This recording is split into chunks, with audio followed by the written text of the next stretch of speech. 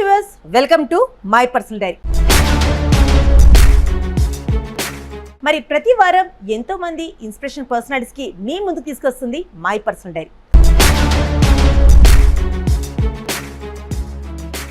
మరి అలాంటి inspiration personality Maheshwaram నియోజకవర్గం నుంచి ఈసారి ఎన్నికల్లో పోటీ చేయడానికి సిద్ధంగా ఉన్న కొత్త మనోహర్ రెడ్డి గారితో మరి ఎన్నో స్పెషల్ టాక్స్ మాట్లాడుకుందాం, షేర్ చేసుకుందాం రండి. బీఆర్ఎస్ పార్టీ సీనియర్ నేతగా కొత్త మనోహర్ రెడ్డి గారు ప్రజలందరికీ సుపరిచితులే, కానీ ఇంకా ఎన్నో ఇంట్రెస్టింగ్ విషయాలు ఇప్పుడు వారి మాటలు తెలుసుకుందాం రండి. నమస్తే సార్. సార్, మొదటిగా చెప్పండి, మీ బాల్యం విద్యాభ్యాసం ఎక్కడి నుంచి జరిగిందో చెప్పండి. నేను మా సొంత గ్రామము జిల్లాలో కూడా అప్పట్లో సరూనగర్ మండలము, ఇప్పుడు దాన్ని బాలాపూర్ మండలం కిందకి నోట్ అయింది. సో జిల్లాలో కూడాలో ఉండి నేను సంతోష్ నగర్లో ఉండి ద ఇండో ఇంగ్లీష్ హై స్కూల్లో 10th వరకు అందులో చదివాను. తర్వాత మలక్పేట గవర్నమెంట్ కాలేజ్లో ఇంటర్మీడియట్ కంప్లీట్ చేశాము. సో డిగ్రీలో చేరగానే ఇన్కంప్లీటెడ్ అయింది. సో అంటే అప్పట్లో ఉన్నటువంటి బిజినెస్ పరంగానే కానివ్వండి, కొద్దిగా బిజినెస్ మీద బాగా ఇంట్రెస్ట్గా ఉంటుండే చిన్నప్పటి నుంచి. 1994 నుంచి నేను బిజినెస్లో ఉండడం జరుగుతూ ఉన్నది. బిజినెస్లో కానీ రాజకీయాల్లో కానీ మరి నిరంతరంగా ఈరోజు వరకు కూడా బిజినెస్ చేస్తూ ఉంటాం, రాజకీయం చేస్తూ ఉంటాం. ఎందుకంటే ఇలా మీకు అందరికీ తెలిసిన విషయమే, ఓన్లీ రాజకీయం చేస్తే మరి మనం ప్రజలకు ఆదుకోలేమని చెప్పేసి ఒక విధంతో మరి మనం వ్యాపారం చేస్తూ వ్యాపారమే రాజకీయం రెండూ కూడా సమన్వయంగా ముందుకు తీసుకెళ్ళాలి. ఎందుకంటే ఓన్లీ పొలిటికల్ చేస్తే, వ్యాపారం చేయకుండా నువ్వు పొలిటికల్ చేస్తే ప్రతి తినే పైసా కాడికి వెళ్ళి కూడా ప్రజల పైసలే తినాల్సి వస్తుంది. ప్రతి పైసా ప్రజల పైసలే తినాలి. అది అవినీతి చేయాల్సిన అవసరం వస్తుంది, రకరకాలుగా అవసరాలు వస్తాయి. ఇవాళ చూస్తూ ఉన్నాం. మరి ఆనాడు మంత్రిగా ఉండి వైఎస్ రాజశేఖర రెడ్డి హయాంలో కూడా 2007లో గనుల శాఖ మంత్రిగా ఉండి అవినీతికి పాల్పడి గాలి జనార్దన్ రెడ్డి అట్లాంటి వాళ్ళతో కుమ్మక్కై వేలాది కోట్ల రూపాయలు అవినీతి చేసారు. మరి ఆ విధంగా అందుకే వ్యాపారం ఎందుకు ఉండాలి అంటే ఇవన్నీ అవసరం ఉన్నాయి, ఈ వ్యాపారాలు ఉంటాయి అనేది నా ఒక దాని ప్రధానమైనటువంటి అంశం. సార్, మీరు చెప్తున్నట్లయితే బిజినెస్ అంటున్నారు, మరి మీది ఇది ఫ్యామిలీ బిజినెస్? పేద ప్రజలు పుస్తకం మిట్టలే కానివ్వండి, మాకున్నటువంటి మా స్కూల్స్లలో ఫ్యాన్లు ఇవ్వడము, నోట్బుక్స్ ఇవ్వడము, వాళ్ళకు క్రికెట్ కిట్స్ ఇవ్వడము, రకరకాలుగా సేవా కార్యక్రమాలు. పేదవాళ్ళకు ఏ కష్టం వచ్చినా, ఎప్పుడు ఏ కష్టం వచ్చినా మేము సగం రాత్రి అంటే కూడా వాళ్ళకు మేము అండగా నిలబడి వాళ్ళకు ఆర్థిక సహాయంగా ఏ విధంగా అయితే మేము మా తోచిన సహాయంగా ఆ విధంగా సహాయాలు చేసుకుంటూ మరి ముందుకు వెళ్తూ ఉన్నాం. నియోజకవర్గం వారీగా ఇలా కొత్త మనోహర్ రెడ్డి అంటే వాళ్ళ ఇంటికి పోతే ఉట్టి చేతులతో ఎవరు కూడా బయటికి రారు అనేది ఒక ముద్ర పడ్డది మాకు. ఎందుకంటే ఆ విధంగా సేవ చేస్తున్నాం మేము. అంటే వ్యాపారం చేసుకుంటూ మా వ్యాపారాలు మా చేసుకుంటూ మాకు వచ్చిన లాభంలోకి వెళ్ళి 10 రూపాయలు మేము పేద ప్రజలకు సాయం చేస్తూ మేము ముందుకు వెళ్తూ ఉన్నాం. అదే వేరే ప్రజాప్రతినిధులు ఆ విధంగా లేరు ఇవ్వాలని చెప్పేసి నేను ఈ సందర్భంగా తెలియజేస్తూ ఉన్నాను. సార్, మీరు ఎడ్యుకేషన్ పరంగా చెప్పినట్లయితే మరి మీరు ఇంటర్మీడియట్ వరకే ఆపేశాను అని అంటున్నారు. ఎందుచేత? అంటే ముందు ఇంకా చదవాలని కోరిక లేదా, లేకపోతే చదవలేకపోయారా? కోరిక ఉండే. అప్పటికి నేను ఇందాక చెప్పాను కదా, నాకు వ్యాపారం మీద అంటే బాగా కొద్దిగా అప్పట్లో కూడా నాకు ఇంట్రెస్ట్ ఎక్కువ, వ్యాపారం చేయాలని చెప్పేసి. ఉద్యోగంగా చేస్తే ఒకరి చేతి కింద మనము ఉండిపోవాల్సి వస్తుంది అని ఒక ఆలోచనతోటే ఇక నేను ఒకరి చేతి కింద పనిచేయడం నాకు ఇష్టం లేకనే నేను డైరెక్ట్ అప్పటి నుంచి నేను వ్యాపారం చేయడం జరుగుతుంది. ఈరోజు కూడా నేను వ్యాపారంగా కూడా స్థిరంగా ఉన్నాను. స్థిరంగా ఉన్నాను కాబట్టి ఇలా లక్షలాది మంది పేద ప్రజలందరూ కూడా, మా మహేశ్వరం నియోజకవర్గం ప్రజలందరినీ కూడా, పేదవాళ్ళందరూ కూడా ఆదుకోవడానికి ఆ భగవంతుడు మాకు శక్తి ఇవ్వగలిగిండు. అదే వ్యాపారం చేయకుండా నేను ఇంతమంది నేను సేవ చేయలేకపోతుంటే. ఇప్పుడు మంత్రి గారే ఉన్నారు, ఇప్పుడు తన సొంత ఇంట్లో నుంచో 10 రూపాయలు ఏదన్నా ఎవరికైనా సాయం చేయించిన చూపించండి నాకు. మరి నేను చూపించే అవసరం లేదు. మీరు ప్రజలలో పోయి ప్రజలను అడిగితే చెప్తారు. మా ఊరికి కొత్త మనోహర్ వచ్చిందంటే పేదవాళ్ళ ఇంట్లో పెళ్ళి అవుతుందంటే పుస్తే మెట్టెలు, నూతన వస్త్రాలు, కుంకుమ, పసుపు, ఇవి పట్టు వస్త్రాలు, ఇవన్నీ మేము నిరంతరంగా ఇప్పుడు కాదు, కనీసం 15 సంవత్సరాల నుంచి ఇస్తున్నాం. సార్ మరి మీ మాటలో తెలిసినట్లయితే సోషల్ యాక్టివిటీస్ మీరు బాగా సపోర్ట్ చేస్తున్నారని తెలుస్తుంది, అలాగే పొలిటికల్ కెరీర్ కూడా ఒక విధంగా బాగానే నడుస్తుంది. మరి మీరు ఫ్యామిలీ సపోర్ట్ ఎలా ఇస్తుందో చెప్పండి సార్. మా ఫ్యామిలీ మేము ఏది చేస్తున్నా కూడా మా ఫ్యామిలీకి ఒకటి భరోసా, అన్నీ కరెక్టే చేస్తాం, మంచిగా చేస్తాం కాబట్టి మా ఫ్యామిలీ అందరూ 100% మాకు సపోర్ట్గా ఉంటారు ఎనీ టైం. ఫ్యామిలీ నుంచి మాకు ఎలాంటి అది లేదు. సార్ ఫ్యామిలీలో మీ ఫ్యామిలీ నుంచి ఎవరన్నా ఇంతకు ముందు పొలిటీషియన్గా వచ్చారా? మా ఫ్యామిలీలో కూడా ఎవరు పొలిటికల్గా ఎవరు లేరు. మేము వాస్తవంగా నిజంగా మీరు మంచి పాయింట్ అడిగారు. మరి ఎందుకంటే మనం చూస్తూ ఉన్నాం, ఒక ఎమ్మెల్యే అయితే ఎమ్మెల్యే కొడుకు వాళ్ళ కొడుకు రాజకీయాలలోకి వస్తారు, ఓ మంత్రి అయితే మంత్రి కొడుకు రానికి ప్రయత్నం చేస్తారు.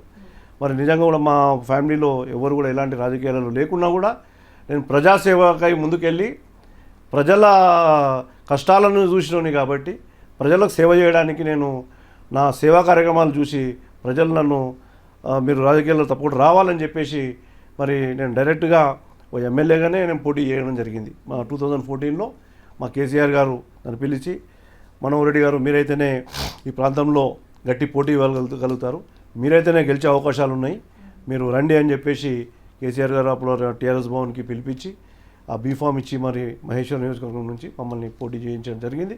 కానీ ఆ రోజు కూడా మేము గెలిచే వాళ్ళమే. అనివార్య కారణాల వల్ల ఆ రోజు ఏమైందంటే ఈ యొక్క తెలుగుదేశము బీజేపీ అలయన్స్లో పోటీ చేసినాయి. సో బీజేపీ వాళ్ళ ఓట్లు వాళ్ళ ఒక పక్కా ఓట్లు ఉంటాయి. అదొకటి మేము మా నియోజకవర్గంలో ఒకటి ఉన్నది. బీజేపీ నుంచి ఎవరు అభ్యర్థి నిలబడ్డా కానీ ఒక 30 నుంచి 40 వేల ఓట్లు ఉట్టిగా పడిపోతాయి. బీజేపీ అంత స్ట్రాంగ్ ఒక బెల్ట్ అనేది.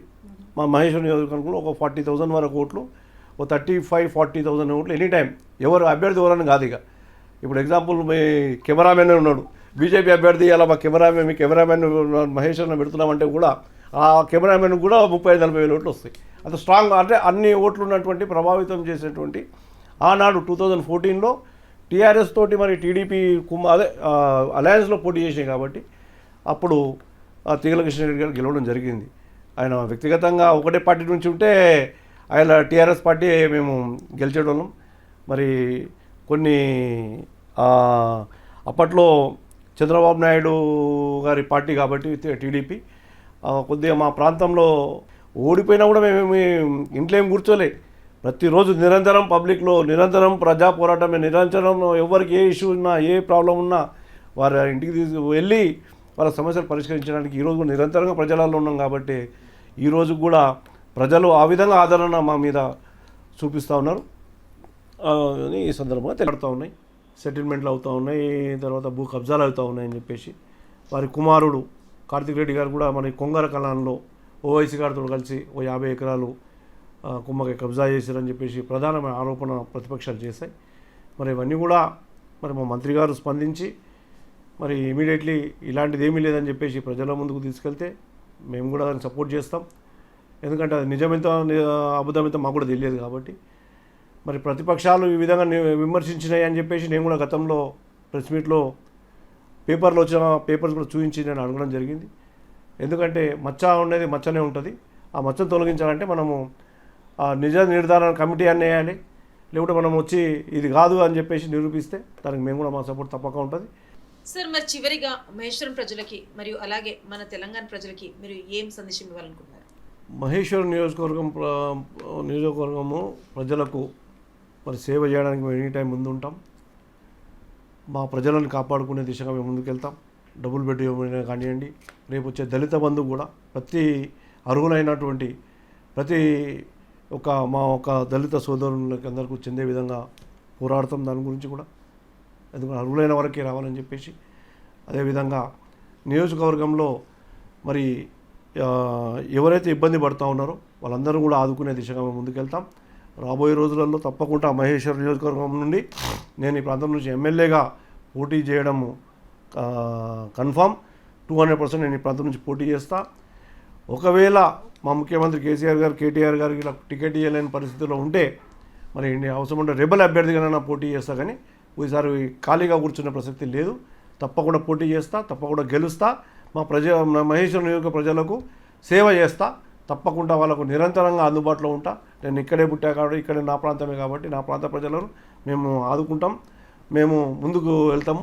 ఈ మహేశ్వరం నియోజకవర్గాన్ని అభివృద్ధి పదంలో ముందుకు నడిపించడానికి మేము ముందంజలో ఉంటామని చెప్పేసి కూడా ఈ సందర్భంగా తెలియజేస్తాం. Sir thank you so much. మరి మమ్మల్ని ఇక్కడ ఆహ్వానించి ఎన్నో అంశాలపై వివరణ ఇచ్చారు. మరి రాబోయే ఎన్నికల్లో మీరు మహేశ్వరం నియోజకవర్గం నుంచి ఎమ్మెల్యేగా పోటీ చేసి గెలవాలని కోరుకుంటున్నాం సార్. Thank you.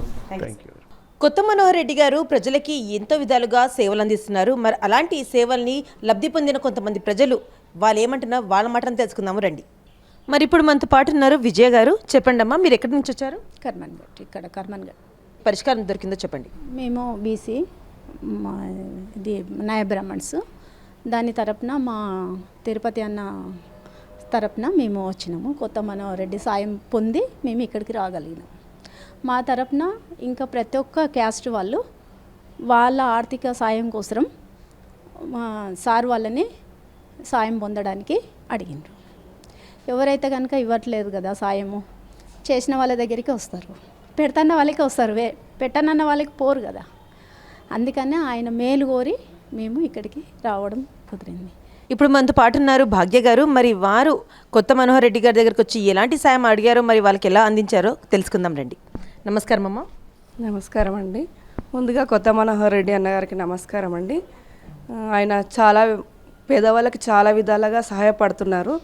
ఇంకా ముందు ముందు కూడా చాలా సహాయాలు చేస్తానని వాళ్ళు హామీ ఇచ్చారు సార్ వాళ్ళు. మాకు కూడా చాలా విధాలుగా ఉపయోగపడ్డారు. పెళ్ళి కాని వాళ్ళకి, పెళ్ళి అయ్యే వాళ్ళకి పుస్తమెట్టలు సహాయము, బంగారు పుస్తల తాడు చేయించడం, ఇలాంటివి ఎన్నో సహాయాలు చేస్తున్నారు. ఇప్పుడు మాకు ఆయన ద్వారా సహాయం పొందింది. మేము అక్కడ ఫ్లాట్ కల్వకుర్తిలో ఫ్లాట్ మాకు రిజిస్ట్రేషన్ చేయించి పట్టా కాగితం కూడా మాకు ఇచ్చారండి. ఈ విధంగా మేము సహాయం పొందుతూనే ఉన్నాము. ముందు ముందు కూడా మనోహర్ రెడ్డి సార్ గారికి మేము సపోర్ట్గా ఉంటాము.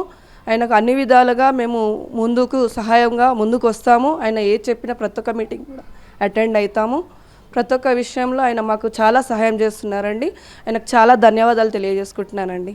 మరి ఇప్పుడు మనతో పాటున్నారు Maheshwar mandal TRS vice president Manda Mahesh గారు. మరి వారి మాటను తెలుసుకుందాము.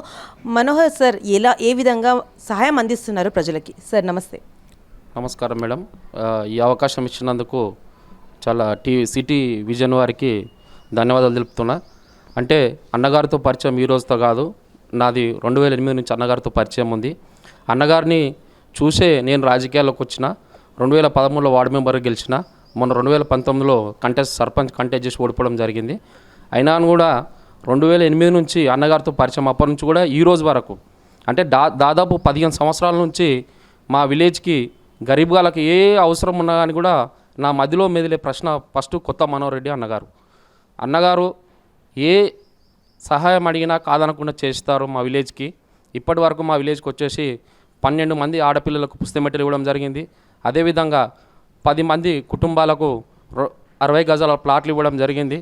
మరియు కరోనా సీజన్లో 200 కుటుంబాలకు నిత్యావసర సరుకులు కూడా ఇచ్చారు.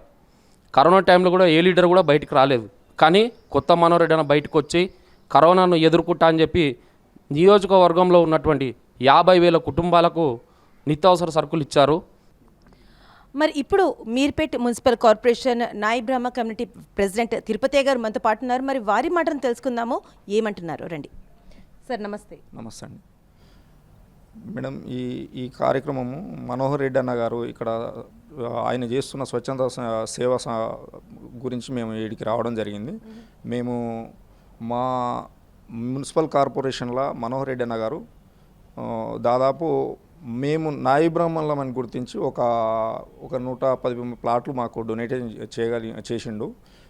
అవే కాకుండా ప్రతి సమస్యలు నేనుంటా అన్నట్టుగా మా ఆడపిల్లలకు పుస్తమెట్టలే కానీ, ఆర్థిక సాయమే కానీ, కరోనా టైంలో సాయమే కానీ, మా అసోసియేషన్ షాప్ల వాళ్ళకు న్యూస్ పేపర్స్ ఇవ్వడమే కానీ, ఈ మధ్యలో వేసవి కాలం ఉంది కాబట్టి ఫ్యాన్లు కూడా డొనేట్ చేస్తానని చెప్పడం కానీ, ప్రతి కార్యక్రమానికి మా సొసైటీ కాకుండా ఇతర కులాలు మహేశ్వర నియోజకవర్గం వల్ల మా వాళ్ళు ప్లస్ అన్ని కులాల వారికి కూడా అన్న ఆర్థికంగా నేనున్నా మీకు అని చెప్పి భరోసా ఇస్తూ ప్రతి ఒక్కరికి మాకు వెన్నండి ఉంటూ మాకు ఎల్లవేళలా తెలంగాణ ప్రభుత్వంలో కేసీఆర్ గారు ఎట్లయితే గుర్తించి పేదలకు సంక్షేమ పథకాలు ఇస్తున్నారో అన్న తనకున్న భూమిలో నుంచి భూమిని 60 గజాల భూమిని పేదవారికి మా అందరికీ అన్ని కులాల వారికి గుర్తించి ఇస్తున్నాడు.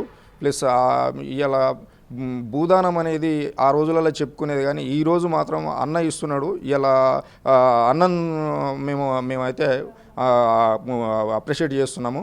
ఇలా ఒక గజము ఒక కొద్ది స్థలాల కాడనే పీకులాడే గొడవ పడుతున్న రోజులలో అన్న మాకు గుర్తించి పేదోళ్లకు అన్ని విధాలుగా భూమి ఇవ్వడమే కాకుండా వారికి ప్రభుత్వం తరఫుకెళ్ళి రావాల్సిన ఏమన్నా పనులు ఉన్నా కానీ కార్యక్రమాలు ఉన్నా కానీ ప్లస్ ఆర్థికంగా చేయూతనిస్తూ మా అందరినీ సపోర్ట్గా ఉంటున్నాడు. అన్నకు మేము మా మున్సిపల్ కార్పొరేషన్ నియోజకవర్గం తరఫుకెళ్ళి కూడా మాకు ఎలాంటి అవసరాలున్న అన్న మమ్మల్ని గుర్తించినందుకు మేము అన్నకి ఎప్పుడు చేదోడు వాదోడుగా ఉంటూ అన్న పిలుపు మేరకు మేము పనిచేస్తామని నేను ఈ వేదిక ద్వారా మీకు తెలియజేస్తున్నాను. సో చూసారు కదండి, మై పర్సనల్ డైరీలో కొత్త మనోహర్ రెడ్డి గారు ఇన్స్పైరింగ్ గా ఎంతో అంశాలపై ఎన్నో వివరణ ఇచ్చారు. మరో మై పర్సనల్ డైరీలో మరో ఇన్స్పిరేషన్ పర్సన్ తోటి మళ్ళీ కలుద్దాం. అంత సెలవు, నమస్కారం.